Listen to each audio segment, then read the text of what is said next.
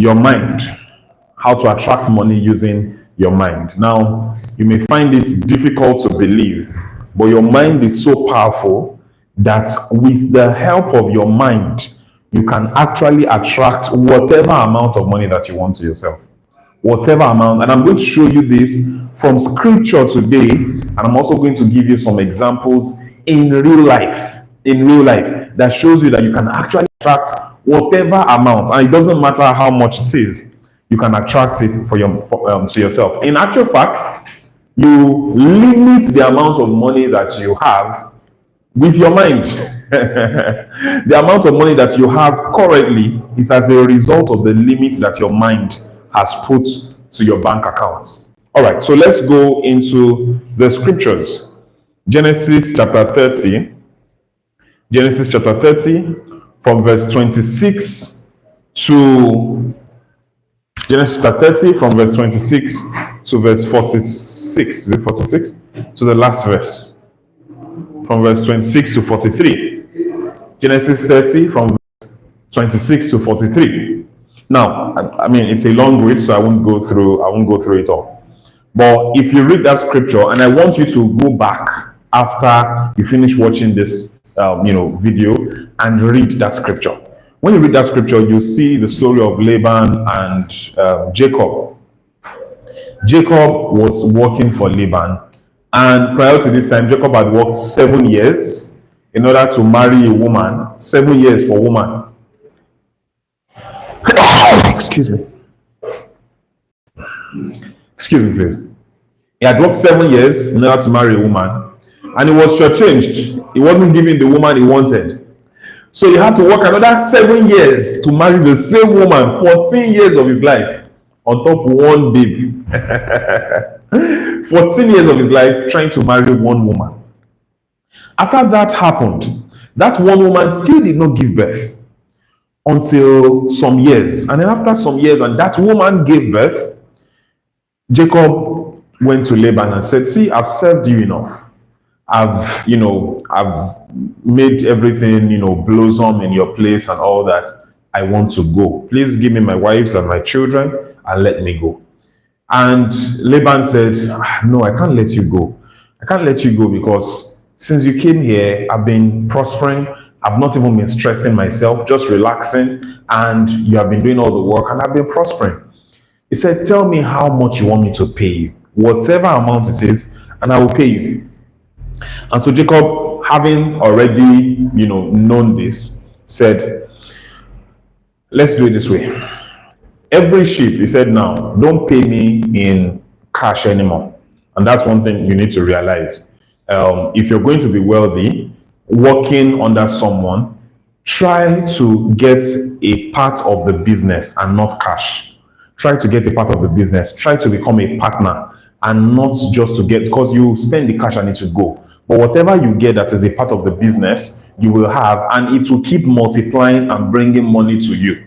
So Jacob had now realized that wages weren't going to do it. He needed to own a part of this business, which was really sheep. So he said, let's do it this way. I would take the spotted sheep and have them for myself, while the plain colored sheep you can have. Now, that's a very good deal for Laban, because when you think about the fact that, if you have seen sheep before, it's very likely that you have not even seen a spotted sheep before. And if you've seen a spotted sheep, maybe out of 10, you will find one. So that's a very good deal for Laban. So Laban jumped at it and said, yes, let's go in that direction.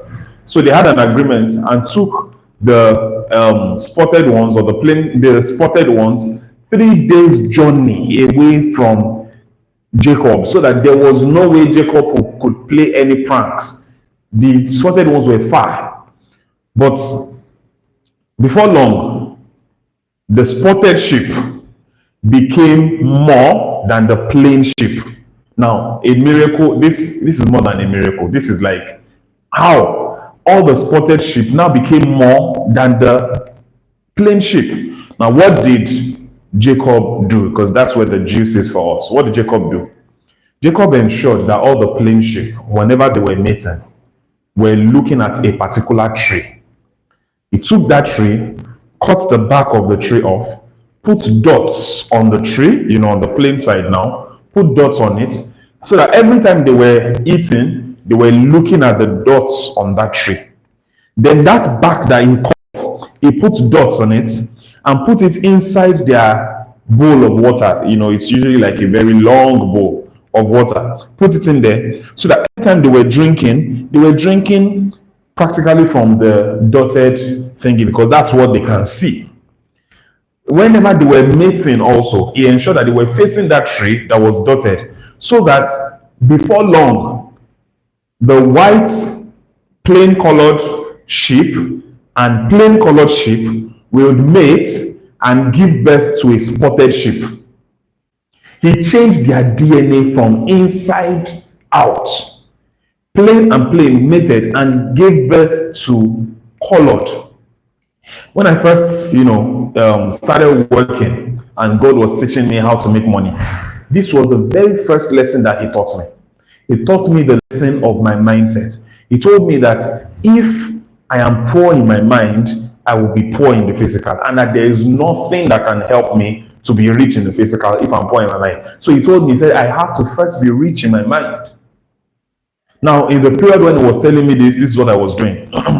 I would go to, because my dad was staying in Satellite Town, so whenever I was going from Redemption Camp to Satellite Town, especially on weekends, I would stop at a bus stop called the Mile 2 bus stop.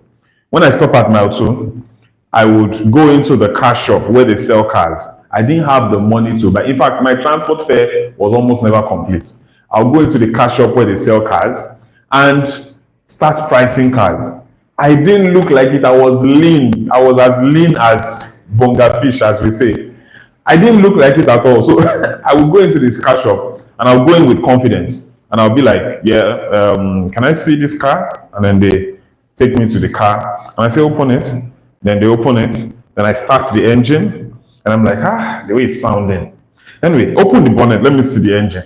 And then they open the bonnet. And then I go there. I look at it. I say, how many plugs is this? And then I go back inside the car. I look at the dashboard. I look at him like, I don't really like this upholstery. And they'll be looking at me like, because I didn't look like I could afford a bicycle. And to be honest, I could not afford a bicycle tire. But the confidence with which I was speaking, they couldn't send me away. And when I'm done, I'm like, okay, I'll come back if I really want it. And I'll go. I went from one car shop to the next, one car shop to the next. And in fact, it got so bad that all the car dealers on that road knew me. So I would take a bus and go and drop at the last bus stop where I'm supposed to drop. That's Abuliado bus stop. And I would now start pricing cars backwards because those ones didn't know me yet. I was doing that, and I can't remember for how long, but I was doing that almost every single time. And by the time I bought a car, in fact, it was like an impulse buy. By the time I bought a car, it was like an impulse buy. Today, by God's grace, a car is not a problem for me. So, why? I was applying the principle that Jacob applied in that place. If you keep seeing it, you will soon become it. If you keep seeing it, you will soon obtain it. So the question is, what are you seeing? What are you seeing? You see, the mind is like a camera. Everything that the eyes capture, it takes it back into the mind, which is the camera. The lens of the camera is the eyes. Of the mind now is the eyes. It takes it back into the camera. It develops and processes it in there and then prints it out in the physical, such that people can now see it in the physical. It becomes real. The question is, what are you putting into your mind? The Bible says in Romans chapter 12 verse 2, it says, be ye transformed by the renewing of your mind. So it is the renewing of your mind that brings the transformation in your life and in your bank account. If you can capture it in your mind, it will come to pass in your life. It will come to pass in your life. Job said, that which I have feared has come upon me. Because his mind had dwelt so much on it, he was afraid of it, he automatically also became it. Where you are today is as a result of what your mind was yesterday. So where your mind is going to be tomorrow is as a result of where your mind is now. So now, how can you begin to attract the money that you want? Using the power of your mind. Using the power of your mind. Number one is the things that you put in front of you that you're seeing every day. And when I say the things that you're seeing every day, it doesn't have to be physical. You don't have to be seeing it physically. You see, because I've seen my private jet. Now, you may not have seen it. It's not anywhere in the physical yet, but I've seen it. I know I have it. I know that it's parked in the hangar right now. I've seen it already. And so automatically also I will birth it. I remember talking about it not being physical. I remember when I started working and I was given a single room, self-contained on the redemption camp to live in, as a staff. I was given that place to live in. I had a friend, very dear friend of mine, still my very good friend up till now, who was staying with me. And because he was there, I couldn't do my quiet time as I wanted to. I couldn't pray, freely the way I wanted to, study my Bible freely because there was someone else in the room. And I loved my friend so much, so I couldn't chase him out of the room. But I needed that space. I was missing that intimacy with Christ as I used to have. So I decided to ask one or two people and say, can a bachelor get a 2-bedroom flat on the camp? And they laughed at me like, a bachelor, what will a bachelor use a 2-bedroom flat for? Nobody will give a bachelor a 2-bedroom flat. But it was around this period when God was teaching me about the power of my mind. So I decided to apply it here. And I thought, okay, I will stop seeing myself in this one room and I'll start seeing myself in a 2-bedroom flat. So I would wake up from my bed and literally get up, go to the sitting room, go to my friend's room, which is the bed right beside me, go to my friend's room to say hello to him or good morning to him. There was a sitting room, there was my room, there was my friend's room. I was in a 2-bedroom flat. And I lived like that for several weeks with my mind seeing myself in it. When I arrive, I'm not opening the door to my room, I'm opening the door to the sitting room. Seeing myself in a 2-bedroom flat. Before long, I would tell my friend, please, can you help me bring that thing from the sitting room? And he would look at me funny, like, what do you mean sitting room? We're in one room. And then I would remember that, oh, he can't see it. And then I would say, oh, bring it from so and so place. That's how much I was seeing myself in a 2-bedroom flat. Before long, my boss called me and said, Femi, you have been a very good boy. You've done very well. And I want to appreciate you. I see that you have a friend staying with you. I want to give you a place where you can stay by yourself. I did not ask.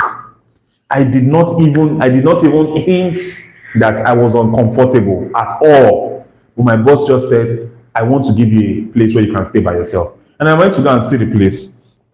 It was 2 separate rooms. 2 separate rooms. It wasn't a 2-bedroom flat. It was 2 separate rooms. I saw it. I said, no problem. I'll move in once I can. There were some people staying there. So my boss said, okay, those people are going to move out and then you would move in. And so my boss gave the instruction that they should move out. And this, my boss, is very powerful. This is someone that you don't disobey. After about 2 months, these people still did not move out. And they had been given another place to stay. But they still did not go. By the 3rd month, when these people did not go, my boss called me back again and said, see, I don't know why these guys have not left. And I've told them to leave and they've not left. In any case, I've promised you already. So because I've promised you, I don't want to delay you any further. Go and see another place and that will be where you will stay. I got to the place and ladies and gentlemen, it was a 2-bedroom flat. Just as I had seen it, it was a 2-bedroom flat. I mean, at the moment I entered into that place and saw it, that this thing is real, this thing is working. I say that sometimes I'm probably the first bachelor on the redemption camp to be allocated a 2-bedroom flat. When I said that this thing is working, this thing is real, I started to apply my mind to everything. I started using my mind to attract. I use my mind to attract the kind of wife that I want to marry. I use my mind to attract. In fact, I use my mind, by God's special grace, to change certain things in my children. My first set of, I've never said this anywhere publicly before. My first set of twins, I saw them in my dream. I saw that there were 2 boys, and I saw how they looked. And when I woke up, I changed their face. And I didn't just change it once. Of course, I prayed about it. Then I always saw their faces walking around the sitting room. I changed their faces. And why is that? Because both of them actually look like my wife. I didn't want that. I didn't want that. So I actually changed the face of one of them more than the other one. I had to tell myself they both don't have to look like you. So I changed their face using the power of my mind. Your mind, if you can train your mind to be very powerful and very focused enough, you can use it to attract anything to yourself. And I mean anything. It will take time. Definitely, it will take time, but you can attract anything that you want, that you desire to yourself, if you can use the power of your mind very well. So, what you're seeing every day would really, really help. Now, sometimes you need a reference. You need something that you need to have seen something like that before to be able to put your mind to it. So, for example, if you have never seen a Rolls Royce before, you can't focus on a Rolls Royce in your mind to attract it. You can't. If you've never seen a skyscraper before, and all you've seen is a 2-story building, that's the best that you can attract. So what you also want to do is to be in circles and around people in places that look like your future. You want to be in places that look like your future so that you can always see it. I remember I met a billionaire not so long ago, 2 months ago or last month. I was meeting him for the very first time. But then we clicked so well that, we're talking and gisting, and we're talking about money at some point. And then he was showing me the alert, a particular alert that he got. Then when he finished showing me that alert on his phone, and he took his phone, I said, I only looked at the alert that you showed me. I didn't look at your account balance. But I want to ask if I could see your account balance. I want to see your account balance because, he's way richer than me. I want to see your account balance. And he laughed and he said, you want to see money? I said, yes, I want to see it. Then he said, but I just met you today. And I said, okay, well, I understand. You just met me today. And then I said, okay, all right. And then he showed me his account balance. I'm not going to tell you the amounts. But I think that's the biggest, apart from companies, that's the biggest personal account balance that I have seen. And the fact that I saw it, now if I had not seen it, I may not be able to capture it for myself, my own bank account. But the fact that I had seen that amount in someone's personal account makes it now easier for me to attract it with my mind into my own personal account. Now, this happened just barely 2 months ago. Very soon, sometime in the future, I will be telling everybody who I'm speaking to that amount that I saw, I have hit it in my personal account and I have even surpassed it. Why did I ask to see his account balance? Not because I'm a gossip.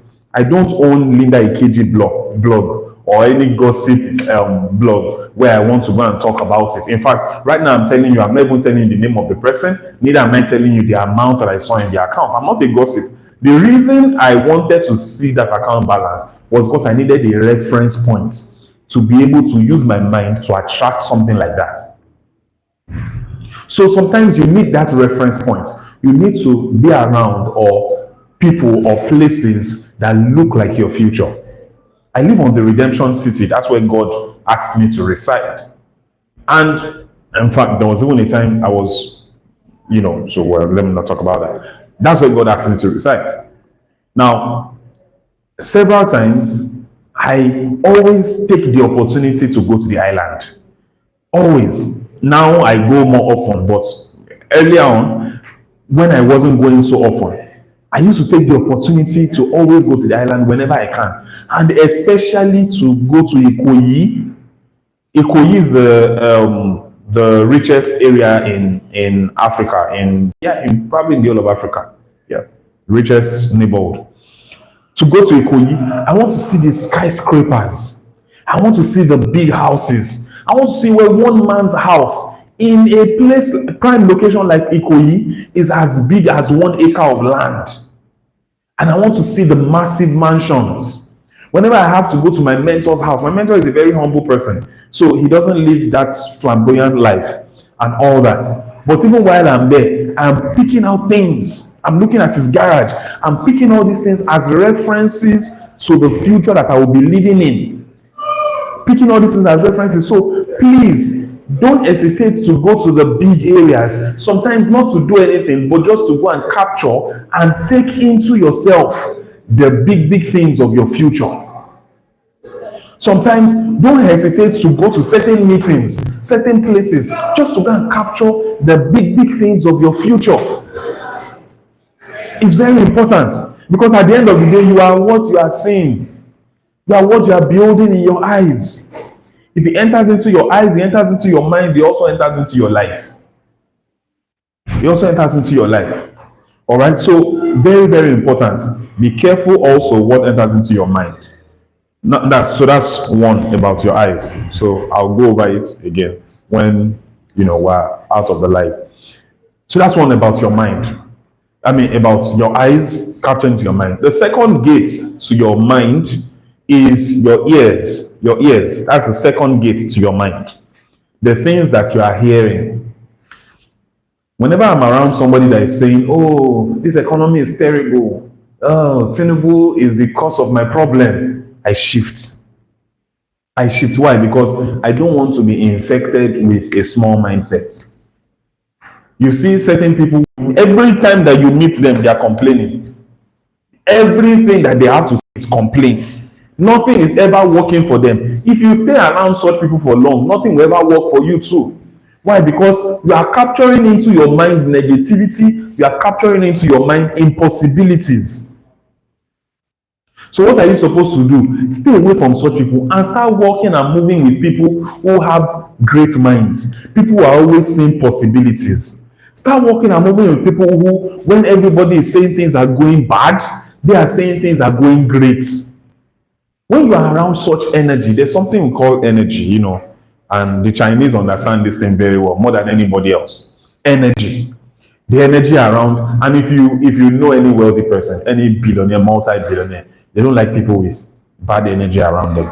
If somebody is around them and the person has bad energy, the person is always complaining, the person is always looking morose, looking as if they are carrying the weight of the entire world on their head, a wealthy person would shift or move that person away from their circle. Why? Because that energy is going to affect everybody else. It's going to affect everybody else. So stay away from such people or such, certain people have stopped listening to the news.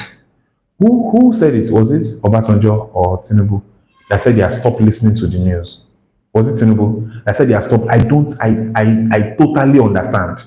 I totally understand that if the news is always bringing negativity to your mind, stop listening to the news. Why? Because they are always carrying bad news, always bad news. It's never good news. Rather than that, read your Bible. That's the good news. So if it's the newspaper that is always bringing, please stop. Anything that begins to weigh down your mind also begins to weigh down your ability to succeed. Now, caveat emptor. Beware.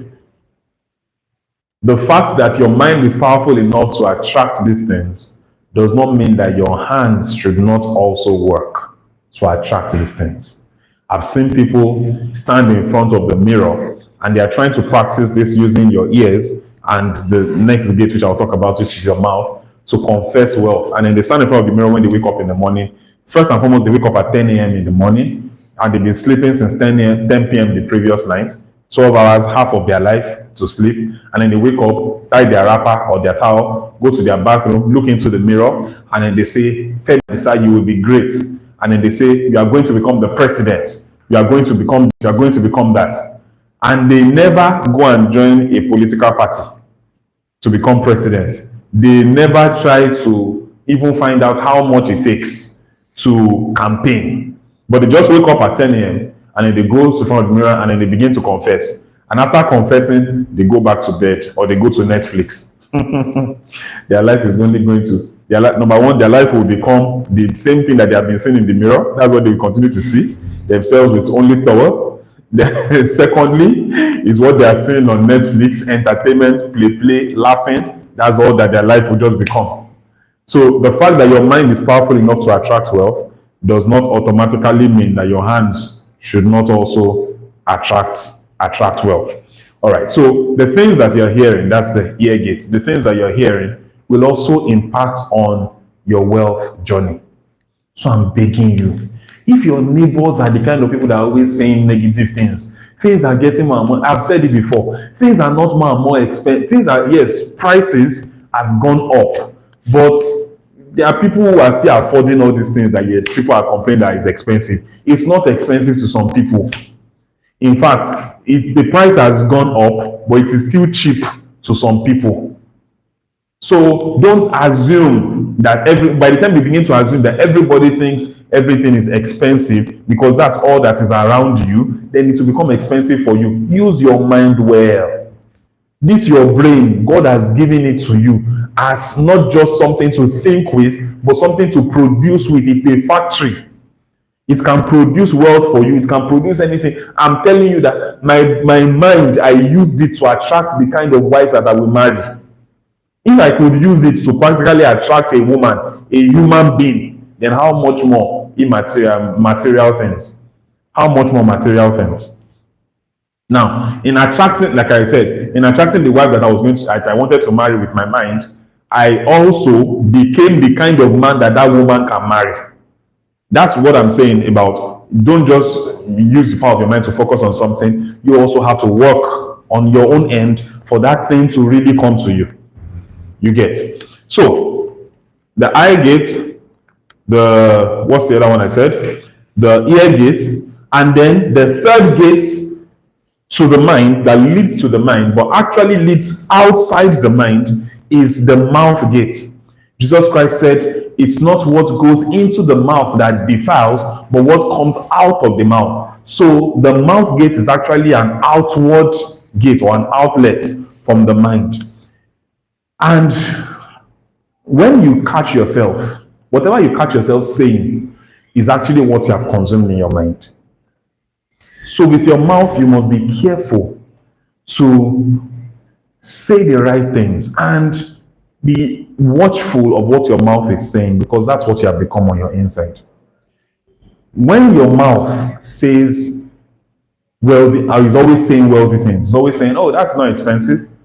That's okay, that's fine, then you're good. But if you catch yourself at one time or the other saying, God, things are so hard, immediately check back, because what your mind is like a litmus test, is a check to what is in your mind. It's a check.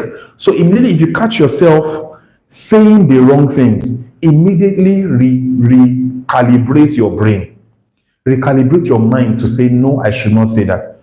That's why, see, scriptures say, let the weak say, I am strong. Let the weak. It's not saying that he's not weak, but the weak must never open his mouth to say, I'm weak. The weak must always open his mouth to say, I'm strong.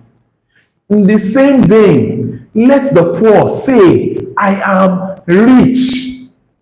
The poor must never open his mouth. The moment he says, I am poor, he has already affirmed and stamped poverty on himself.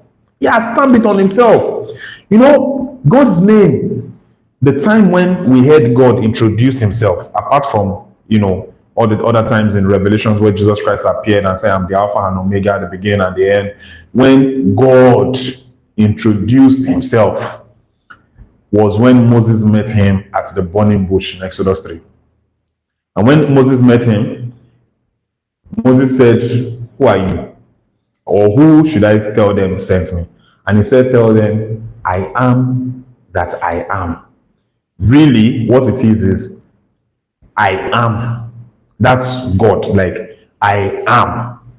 So whenever you say, I am X, you have put God and stamped X on yourself. You have put the power of God's name and you have stamped that thing on yourself. So whenever you say, I am rich, you have called God's name, you have stamped it, you have added riches to it and stamped it on yourself. Everything you say after I am carries great power, tremendous power, tremendous power. So you must never, if you catch yourself saying, I am broke, I am poor, I am down, I am depressed, if you catch yourself saying it at any point, recalibrate your mind and tell yourself, I am not that. I am not that. In fact, it can get to a point where you begin to tell people, if they say something that you are not, and you tell them, you won't even think about it, you just say, I am not. I am not. There was a particular company that, I sit on the board, and this particular organization, they were always saying, whenever we sit and have meetings, they were always saying, there's no money, we don't have money. I was, bottling it in, for maybe 2 years or more. I was just, every time they say it, I would just bottle it in, I would just keep quiet, because I don't like to, impose, especially scriptural things and all that. So I would just bottle it in. I didn't want to embarrass anybody. Then one day, when in a meeting again, and somebody mentioned it and said, we don't have money, there's no money. And I immediately said, stop saying that. Stop saying that. I said, if you keep saying that there's no money, there will be no money. So stop saying there's no money. And I guess the way I said it that day, that thing stopped. And guess what? The very next year, when, income, P&L was done and everything, we had over 200 million naira excess. That's over 200 million naira that we don't know what to do with. Excess. What was the thing that changed? We didn't change management. We didn't change staff. We didn't change products. We didn't change location where we were selling. The only thing that changed, okay, we changed price because of rising prices or rising costs. The only thing that changed, majorly that changed really, was confession. The only thing that changed was stop saying there's no money. Start saying that there is money. If you're saying there's no money, then money will never come. So what's your confession? Your confession will tell you what's in your mind, and then you can use your confession to hinder what is supposed to come to you. But if you are careful, if you're wise enough, you will not allow the circumstances around you to control your confession. You control your confession so that it can control the circumstances around you. Excuse me. Write down the future that you want, the things that you want in your future. Write them down. If there are things that you can print out, print them out. So if you want a Rolls Royce in the future, for example, write the Rolls Royce goes to whatever brand that you want. Go online, print it out, paste it in your room or in your house, around your house, in a place where you can see it. Joel Austin told the story of his mother. She had cancer, and the cancer was killing her. Everybody had come to pray, and I'm talking the giants, the Kenneth Hagins, the Oral Roberts, the T.L. Osborns. All these people had come to pray for her, but cancer just never left. She kept deteriorating. When she had, I think, about 2 weeks or so to live, or maybe 8 weeks or so, I can't remember precisely. When she had just a few weeks to live, she decided and told our children, said, print my picture, my wedding picture, the way I looked on my wedding day. When she was lean, hair gone out, the way I looked on my wedding day, and put it everywhere around the house. I want to see it on the fridge, put it above my bed, put it on my wardrobe, put it everywhere around the house. I don't want to see myself the way I am right now. I want to stop seeing this person and start seeing the same young, beautiful lady who got married so and so day. So they printed those pictures and pasted it all around the house. Guess what? Just by seeing those pictures constantly around the house, she became healed. She lived several years after. I don't even know if she's still alive. But she lived several decades after that. Cancer disappeared from her body. Why? Because her mind stopped seeing the poor, looking, deteriorating body and started seeing something else. If you can understand this thing and start using it, and that's why I'm giving you this exercise. Write it down, print it out if you can, of your future, and paste it in different areas of your house. Paste it in places where you can see it. Paste it in places where your eyes cannot miss it. And as you are seeing it, and not that you just paste it there and then you ignore it whenever. No. Every time you get there, you look at it, you admire it, you live in that future. By the time you keep doing that, so your DNA on the inside will change, just like Jacob did for the sheep. Your DNA on the inside will change, and you will now, if it's a private jet, you will become a private jet owner from the inside just by always seeing your private jet. If you can, Photoshop yourself in a picture standing in front of the private jet. If you can, put the name of the private jet, the name of the jet. So, for example, mine is Adisa Air. Put it on the jet and then always see it, always look at it and become it from the inside.